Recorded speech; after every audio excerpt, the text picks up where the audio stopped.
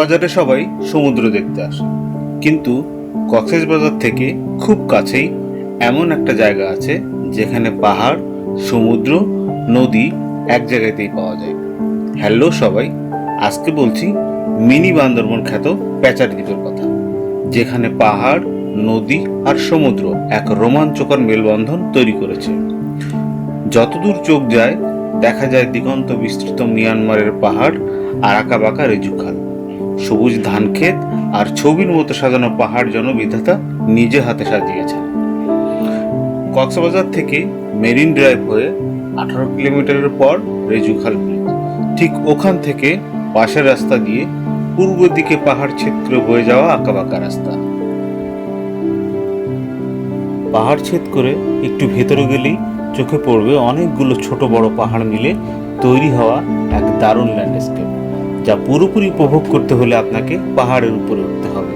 কিন্তু দুঃখের বিষয়, পর্যটকদের অতিরিক্ত আনাগোনার কারণে এই চমৎকার জায়গাটি আজ ক্ষতির সম্মুখীন।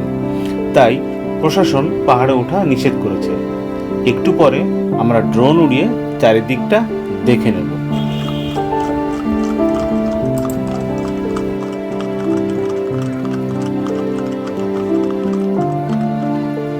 দিন দিন পর্যটকদের আগমন বাড়ছে।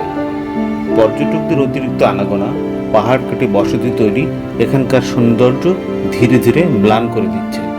বেশ কয়েকটা রোহিঙ্গা পরিবারের দেখা পাই, যারা এখানে বসতবাড়ি, দোকানপাট গড়ে তুলেছে।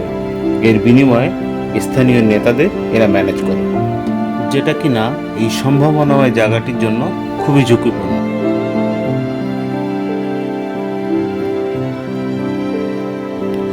এখানকার সবুজ পরিবেষ্টিত পাহাড়ি ল্যান্ডস্কেপ দেখে আমি রীতিমতো মুগ্ধ। এখানে আসার পর আমার কেবলই মনে হয়েছে কবি সুনীল গঙ্গোপাধ্যায় বোধহয় ঠিক এরকমই একটা পাহাড় কিনতে চেয়েছিলেন তার কবিতায়। অনেকদিন থেকেই আমার একটা পাহাড় কেনার শখ, কিন্তু পাহাড় কি বিক্রি করে তা জানি না। যদি তার দেখা পেতাম, দামের জন্য আটকাতো না। আমার নিজস্ব একটা নদী আছে, সেটা দিয়ে দিতাম পাহাড়টার বদলে। কি না জানি পাহাড়ের চেয়ে নদীর দামই বেশি।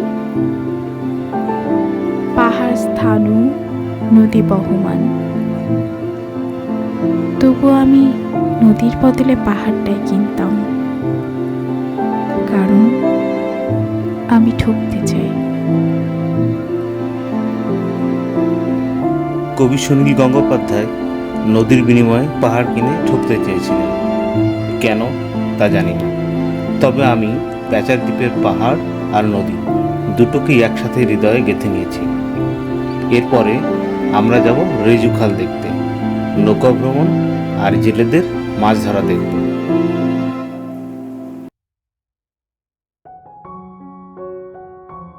প্যাচার দ্বীপের ঠিক পাশেই রেজু খাল। আমরা ব্রিজ পার হয়ে রেজু খালের ঘাটে চলে এসেছি। উদ্দেশ্য নৌকা ভ্রমণ। ঘাটটা খুবই চমৎকার। সারি সারি মাছ ধরার নৌকাগুলো দেখে মনে হয় কোনো এক রূপকথার রাজ্যে চলে এসেছি। নৌকাগুলোর আকৃতিতে আছে ভিন্নতা। নৌকার উভয় প্রান্ত সরু ও বাঁকা হয়ে উপরের দিকে উঠে গেছে। রেজু খাল মূলত একটা নদী। এই নদী বাংলাদেশ মিয়ানমার সীমান্তের রেজু আমতলী কালা পাহাড় থেকে সৃষ্ট। প্রায় 30 কিলোমিটার পথ পাড়ি দিয়ে বঙ্গোপসাগরের মোহনায় মিলিত হয়েছে। রেজু খালে কায়াকিং এবং নৌকা ভ্রমণ যে কারো ভালো লাগবে। নৌকা ভাড়া 1500 থেকে 1800 টাকা 30 মিনিটের জন্য, তবে দরদাম করে নেবেন। নদীতে ভ্রমণ করে আপনার মন, প্রাণ, দেহ পুলকিত হবে এক বিশুদ্ধ অনুভূতিতে।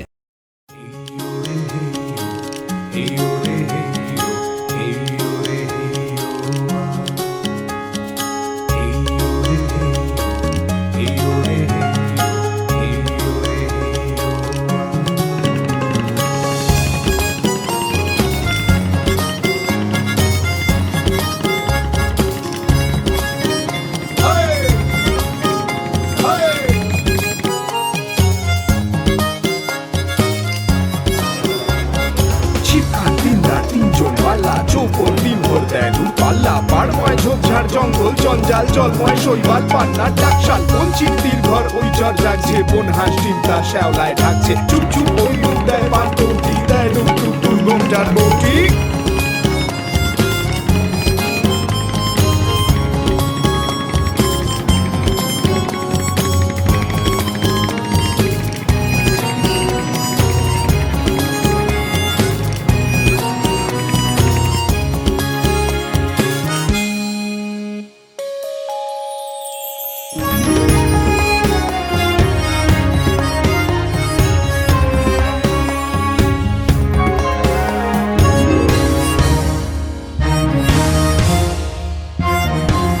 আমাদের এই ছোট্ট ভিডিও আশা করি আপনাদের ভালো লেগেছে। সামনে আবার আসছি নতুন কিছু নিয়ে। ততক্ষণ সাবস্ক্রাইব করে সাথেই থাকুন।